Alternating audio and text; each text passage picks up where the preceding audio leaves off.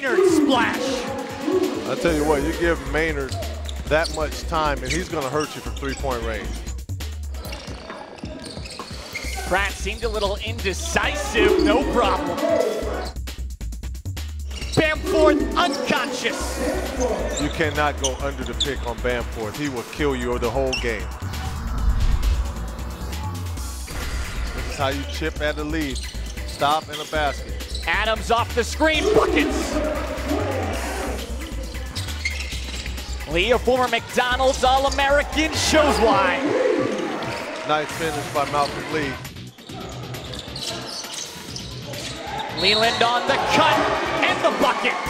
Sons of Westwood, but that bucket has them back within two. And Adams looking to tie it and does. He's now one rebound away from a double-double. Nash accelerates, deuce. Another swat from Nash.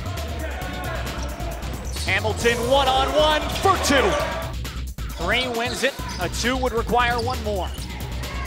Lee. Super 16 for the Sons of Westwood.